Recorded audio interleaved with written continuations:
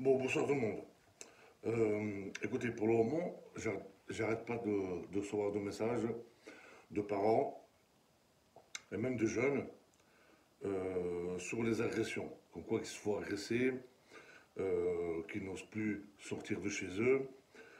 Et, euh, et je me rends compte que ça devient vraiment très pénible pour les parents et pour les jeunes. Mais on parle jamais des jeunes qui agressent. On parle jamais aux parents des jeunes qui agressent. Normalement, il devrait avoir des signes où vous devez voir que votre enfant il a des mauvaises fréquentations, ou il est un peu turbulent, ou vous voyez qu'il répond, ou vous voyez qu'il est un peu agressif, ou je ne sais pas, dans ses attitudes, vous devrez remarquer qu'il y a des choses qui tombent pas rond.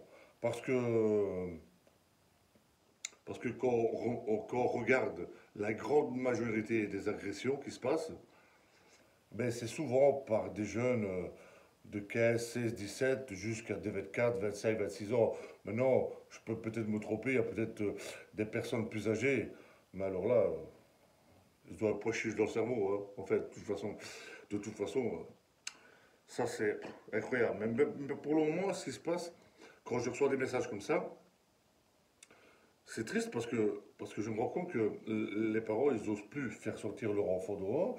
Il y a des enfants qui sont crispés. Moi, j'ai peur de faire ça. Quand je suis quand quelqu'un me regarde, ben, je suis tout peineux. J'ai peur de regarder les gens dans les yeux. Et alors, j'ai même deux, trois jeunes qui viennent ici. Alors, moi, une chose que j'aimerais bien dire aux parents des jeunes qui agressent, essayez de regarder les attitudes de vos enfants. Moi, c'est juste par rapport au message que je reçois. Donc, automatiquement, j'essaie d'apporter ma parole autant que, autant que boxeur professionnel et autant que personne qui a travaillé dans le monde de la nuit pendant des années et que j'ai vu énormément de jeunes, énormément de catastrophes, des personnes mortes, des personnes. Je me rappelle un jour, il y a un gars qui avait volé une voiture. Je travaillais dans une discothèque. Et il était mort pété, il a volé la voiture, et il a volé les clés de la voiture, il est sorti comme si rien n'était, il a trouvé la voiture, je ne sais pas comment il a fait à trouver la voiture, et alors il était tellement pété, quand il a pris la voiture, ben, il y avait deux jeunes qui passaient, il y en a un qui l'a pris, il a fait voler à 70 mètres de hauteur, il est tombé, il était désarticulé de partout. Il y a un gars qui est venu nous demander d'ouvrir la porte, j'étais le premier dans les lieux à regarder. Écoutez, ça m'a marqué pendant 3 4 jours, hein. J'ai vu le père à son âme, le garçon, j'ai oublié son nom. J'avais même été trouver la famille. C'est quelqu'un qui habitait Herstal, si je me souviens bien. Et la maman, tout ça, père à son âme, je ne me rappelle plus de nom. Parce que le gars, ben, il y avait une bagarre à la con, là, et ils se disputaient. Je ne sais pas c'était quoi qui s'était passé vraiment, pour pas raconter des conneries. Et le gars, il a pris la fuite, et alors il a volé la voiture. Le gamin, il avait rien à voir de l'histoire, et il passait par là, et vous voyez, alors le gars, euh, ben voilà ce qui s'est passé. Et ça, c'est quelque chose de très grave, très très grave, paix à son âme. Mais il y a eu plein d'accidents comme ça, plein d'accidents où les jeunes qui se font agresser, qui se font tabasser à plusieurs. Parce que, comme vous savez, l'union fait la force. Alors, moi, aux parents, j'aimerais bien juste dire, essayez, vous, en tant que parent, de vous dire que si vous voyez des signes que votre gamin est agressé, qui est, comment je pourrais dire ça, susceptible d'être nerveux, que vous voyez qu'il soit porte pour un oui, pour un non, que vous voyez que qu'il ait les fréquentations, elles sont vraiment pas bonnes. Maintenant, vous allez me dire, on peut pas savoir tout ce que son enfant est fait, mais normalement, on devrait faire un maximum pour essayer d'éviter une catastrophe. Parce que le problème, c'est que, comme j'ai déjà expliqué dans une vidéo, l'être humain, en fait, jusque quand ça ne lui arrive pas la catastrophe, qu'un enfant, que votre enfant, il a agressé quelqu'un et qu'il se fait choper, malheureusement, enfin, pas malheureusement, s'il agresse quelqu'un, ben, c'est bien fait pour sa gueule s'il se fait choper, hein, ok, qu'il va en prison ou qu'il se fait à son tour ben, frappé parce que ben, le gars, ben, il se laisse pas faire et il se fait malmener. Jusque quand ça lui arrive pas la catastrophe, les parents, ils vont pas se réveiller. Alors moi, je vous demande, c'est, j'aimerais, parce que quand je reçois tellement de messages comme ça, je me dis, les parents, mais réveillez-vous un petit peu, parce que si vous voulez éviter que votre fils fasse de la prison, votre fils se retrouve à l'hôpital gravement blessé, mais essayez de parler plus avec lui, essayez de l'inscrire dans une salle de sport. Parce que pour une personne qui agresse et pour une personne qui se fait agresser, ils peuvent aller tous les deux dans une salle de sport, dans une salle de self-défense, dans une salle de sport de combat, peu importe. Le tout, c'est une personne qui agresse, il va canaliser son énergie négative, et une personne qui se fait agresser, il va apprendre à se défendre. C'est très important. Et alors, pour éviter que votre enfant puisse se retrouver, je ne sais pas combien de temps en prison, parce que, vous savez, ils sont plusieurs. Si jamais, par malheur, il y en a 4, 5, 6 qui frappent. Et à un moment donné, il y a une caméra qui tombe sur votre enfant.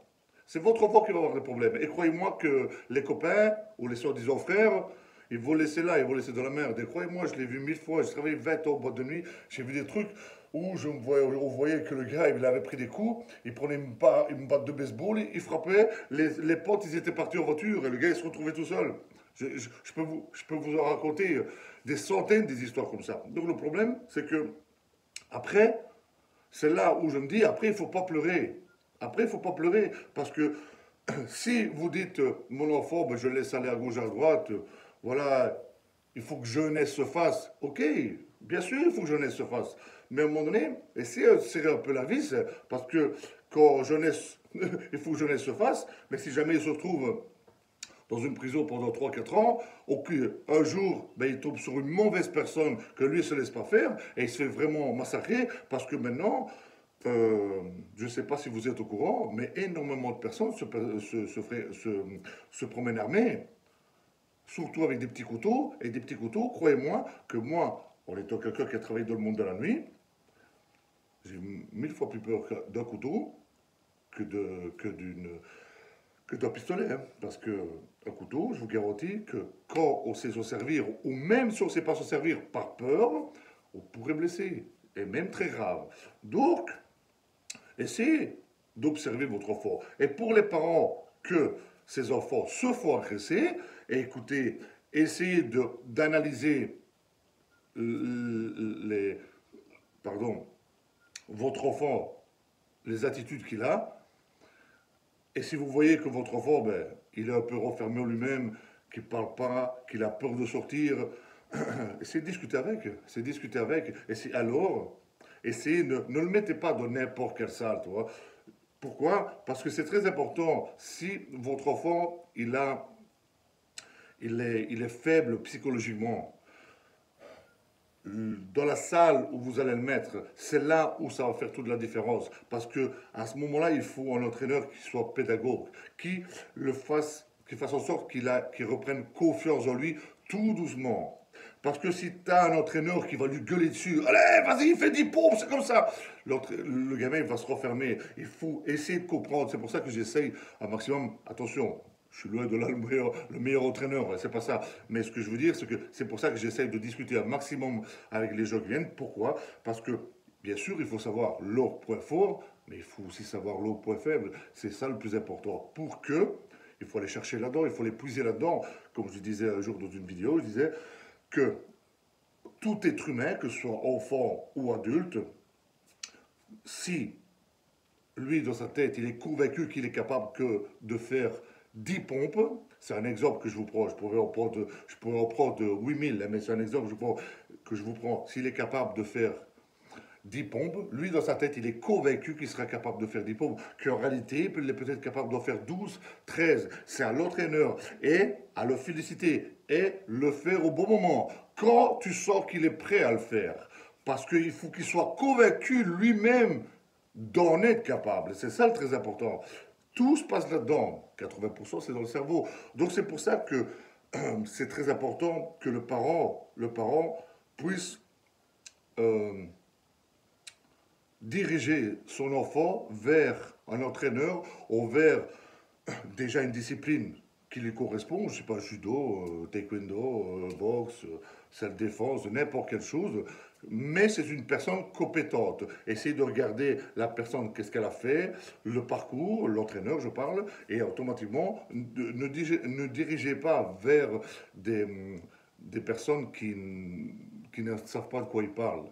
Vous comprenez? Parce que malheureusement, il y a beaucoup de jojo dans ce domaine-là. Vous voyez ce que je veux dire? Et pour les jeunes, dites-vous bien une chose, hein, dites-vous bien une chose. Vous savez que, on ne s'en rend pas compte, hein, mais vous savez que une droite bien mise, ou si vous venez à plusieurs, ou si vous donnez des coups derrière la tête ou quoi que ce soit, vous pouvez risquer de tuer quelqu'un, les gars. Vous pouvez risquer vraiment de tuer quelqu'un. Dites-vous bien que même nous, en tant que professionnels, quand on fait du sparring, on met des casques. Il y a une raison. Quand on monte sur le ring, et que malgré que on ne s'habitue jamais au coup, ok?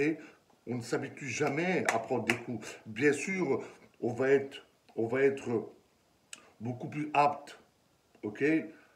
À regarder le coup qui arrive, à faire des esquives, à mettre la mâchoire vers le bas, à faire tout en sorte, comment dire, que le coup puisse faire moins de dégâts possible. Mais imaginez-vous combien déjà de morts qu'il y a sous le ring avec des personnes qui sont professionnelles. Imaginez-vous quelqu'un qui fait pas de sport, si vous y mettez à plusieurs, vous allez tuer. Pourquoi? Parce que vous êtes en bande, vous avez bu de l'alcool et vous faites tout et n'importe quoi pour vous sentir intéressant, pour vous sentir malin, les gars. Vous pouvez tuer quelqu'un et après, quand vous allez passer 5, 10, 15 ans en prison, vous allez vous dire, mais putain, si j'avais su. Essayez un peu de raisonner sur ça. C'est très important, les gars. À un moment donné de votre vie, dites-vous que, oui, c'est vrai, être en bande, faire les caïds, faire les malins, ça fait toujours plaisir à son ego. Mais c'est un ego de merde, les gars, parce que ça sert à rien, parce que il y a, comme j'avais fait une fois dans une vidéo, il y a des gens, tout le monde a des capacités. Tout le monde a des, a des envies, tout simplement. Parce qu'au fond de toi-même, tu te dis, je ne suis pas capable peut-être de faire tel sport. Parce que, oui, mais essaye, au moins, essaye. Et même si c'est trop dur, tout est dur dans la vie, les gars. Tout est dur dans la vie. Vous croyez quoi que dans votre vie, si vous baissez les bras maintenant, parce que le sport est trop dur, mais dans toute votre vie, vous allez baisser les bras. Papa et maman ne seront pas là. J'espère que vos parents ils vivront 100 ans, mais papa et maman ne seront pas là tout le temps, les gars. Quand vous allez vous retrouver tout seul, vous allez faire quoi? Quand à un moment donné, vous allez avoir des coups durs dans la vie, vous allez faire quoi? Vous allez baisser les bras, vous allez mettre la cagoule, vous allez braquer. Les gars, c'est fini ça maintenant. Il y a plus, c'est fini, il faut plus faire ça. Essayez de vous diriger vers un sport qui vous convient. Essayez de faire un maximum d'études pour que, à un moment donné, ben, moi, maintenant, je ne vais pas vous dire d'avoir des diplômes, parce qu'il y a des gens qui ont des diplômes, c'est pas pour ça qu'ils trouvent un travail. Mais essayez de vous-même, de vous forger un caractère que ça va vous faire en sorte de faire face à n'importe quelle chose puisse arriver sur cette terre, les gars. Parce que si vous regardez, le monde part aux couilles, je sais pas si de le redire, mais le problème, on vit dans une jungle, les gars. On vit dans une jungle. C'est la loi du plus fort. Maintenant, quand je dis la loi du plus fort, attention, c'est pas pour ça qu'il faut agresser. C'est pas pour ça qu'il faut commencer à faire le malin et se la péter plus haut que je sais pas quoi et commencer à agresser les gens et frapper tout le monde. Non, tu peux très bien être fort psychologiquement tout en gardant la tête haute, euh, en restant toi-même. Maintenant, attention, quand je parle, j'ai fait 1000 erreurs sur cette terre, hein, mais c'est parce que j'ai fait 1000 erreurs que je peux vous parler. Vous comprenez? Parce que je sais de quoi je parle. Je ne suis pas là en train de vous dire des bêtises. Je l'ai vécu, je l'ai vécu, je l'ai vécu. Je viens de la rue, les gars. Je viens de la rue. Je dormais dans ma voiture. J'ai fait des bagarres, les gars. J'ai pas une, deux, trois bagarres. J'en ai des centaines et j'en suis pas fier. J'en suis pas fier. Mais malheureusement, j'en voulais au monde entier. Donc, si vous avez la chance d'avoir papa et maman qui est derrière, si vous avez la chance de pouvoir trouver un travail, si vous avez la chance de pouvoir vous diriger vers une salle où il y a quelqu'un qui va vous diriger et qui va vous comprendre, qui va aller chercher ce qui se passe dans votre cœur. Parce que, dites-vous bien une chose, tout le monde est capable. Tout le monde est capable à faire des grandes choses sur cette terre. La seule chose qu'il y a, c'est qu'il faut le vouloir. Ouais. Donc, essayez de ne pas traîner avec des gars qui, comment dire, qui zonent du matin au soir en voiture, faire les caïds, crier, boire un verre, il n'y a pas de problème, les gars. C'est pas, je vais pas vous dire, je vais pas faire la morale en train de dire, on peut pas boire un verre. Buvez un verre, mais c'est pas pour ça qu'on devrait aller faire que des conneries, vous voyez ce que je veux dire. Je ne suis pas en train de vous faire la morale, les gars. Je ne suis pas votre père. Je suis en train de vous dire tout simplement que quand moi je reçois des messages, je reçois énormément de messages de parents qui ne sont pas bien, d'enfants qui n'osent pas sortir de chez eux, d'enfants que quand ils viennent ici, ils se disent, moi j'ai un garçon qui vient ici, il a fait 1 an et demi de prison, avant il revenait, avant d'aller en prison, il venait, ici, je lui ai dit, fais attention, fais attention, attention. Il a fait un an de prison. Il me dit maintenant, c'est fini les conneries. Je veux plus, Fred. Je veux plus. Je veux venir chez toi. Je suis bien quand je suis chez toi. Je veux m'entraîner. Ben voilà. Ben voilà. J'espère. Maintenant, je fais tout mon possible pour toi. C'est ça le bordel, les gars. Parce que, en fait, vous allez perdre du temps. Vous allez perdre du temps. Vous allez perdre énormément de choses. Et dites-vous bien que le plus malin, les gars, c'est pas celui-là qui est à l'intérieur de la prison. C'est celui-là qui est dehors. OK? Parce qu'en prison, tu y vas parce que tu as fait des erreurs, mais aussi parce qu'il y a énormément de personnes qui se sont fait balancer. Croyez-moi ce que je vous dis. Et aussi parce qu'il y a des gens, malheureusement, qui ne sont pas très très malins, très futés. Bon, enfin, ça c'est un autre discours. OK? Ce que je veux vous dire, et c'est pour vous, c'est pour les parents, réveillez-vous, faites attention à vos enfants, faites attention à qui fréquente, faites attention, même chez les filles, maintenant ça c'est encore une autre chose, mais même chez les filles, dans le sens, faites attention parce que si vous laissez aller votre fille à gauche, à droite, ne vous étonnez pas à un moment donné, parce que moi je l'ai vu, je l'ai vécu, des mamans qui accompagnaient leur enfant en boîte de nuit, pour elle sortir ailleurs, et après 5 heures du matin, la gamine qui avait, je sais pas moi, 15, 16 ans, elle savait pas avec qui retourner, et elle retournait avec 4 gars dans la voiture. À un moment donné, qu'est-ce que vous voulez? Les gars, ils vont pas lire le journal, hein. Mais non, c'est triste. Bien sûr, mais c'est ce qui se passe. C'est ce qui se passe. Et c'est de pire en pire. Donc voilà, c'est ça que je voulais dire. Parce que quand je reçois autant de messages, de parents qui sont au bord des larmes, d'enfants qui ne savent pas sortir, et aussi les jeunes que vous agressez, tout ça, c'est de réfléchir, les gars. Dans la vie, tout le monde est capable de faire des choses bien. Il faut juste le vouloir. Ok? J'espère que le message est passé. Ça va, ok? Passez une bonne soirée.